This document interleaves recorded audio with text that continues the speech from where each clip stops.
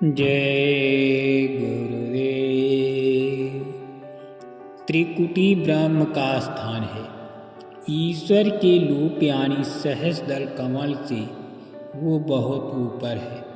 सूरत यानी जीवात्मा जब वहाँ पहुँचती है तब मालूम होता है कि वो सर्वज्ञ और सर्वत्र है।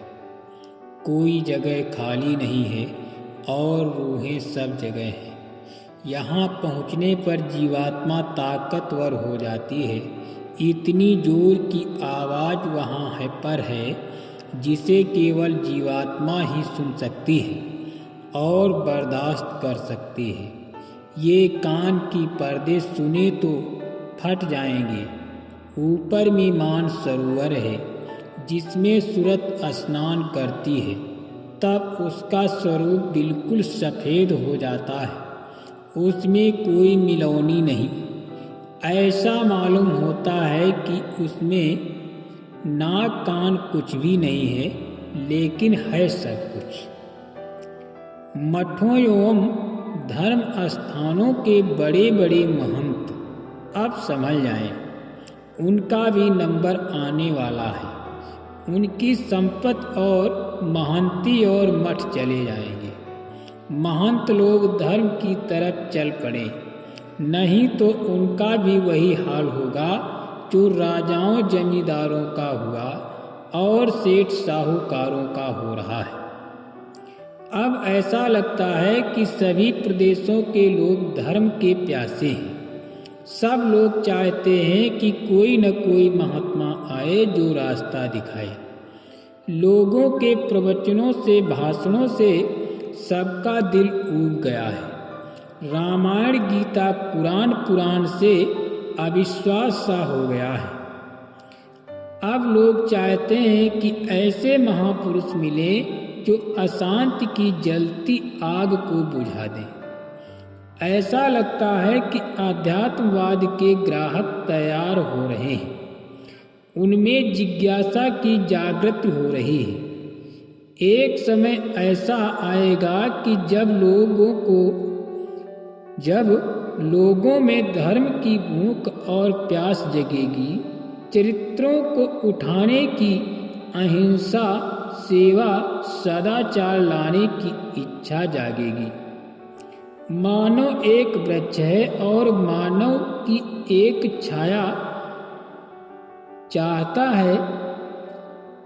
मानव ही एक छाया चाहता है। बाहर की और अंतर की दोनों तपन को छाया के लिए मानव रूपी वृक्ष ही चाहिए। मानव रूपी वृक्ष है महात्मा। महात्मा वो जो भगवान को प्राप्त हुए हैं, वही छाया बनते हैं। मुझे विशेष अनुभव हुआ, जो कुछ कहा वो हुआ और जो कुछ कहूँगा आगे होगा। इसमें कोई फर्क पड़ने वाला नहीं। वे आध्यात्मिक पुरुष आगे पीछे सब समय देखते हैं। 50 वर्ष बाद, 100 वर्ष बाद, लाख वर्ष बाद क्या होने वाला है, क्या होगा, यह उन्हें मालूम होता है। जिनकी आत्मा जाग जाती है, दिव्य नेत्र प्राप्त करके भगवान का दर्शन करने लगते हैं, वो भी आते हैं इंसान के रूप में। आज का इंसान नहीं रहा, हैवान हो गया।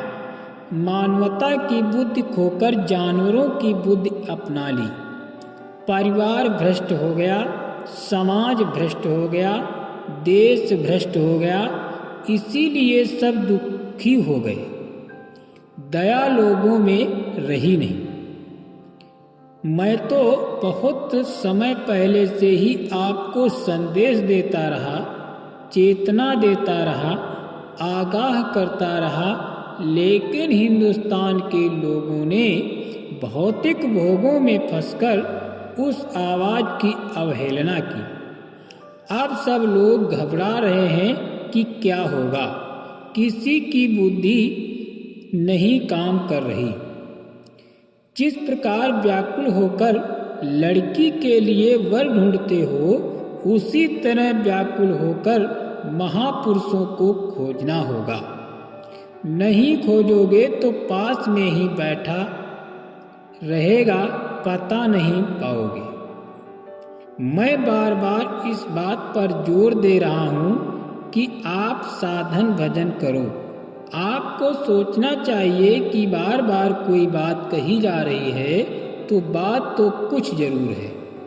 तकलीफें तो आएंगी, भजन में लगे रहोगे तो रक्षा होगी, मदद होगी, सुरक्षा हिफाजत होगी।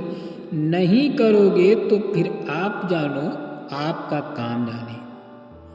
60 साल के बाद भजन नहीं हो सकता क्योंकि शरीर जर्जर होने लगता है। जय गुरुदेव।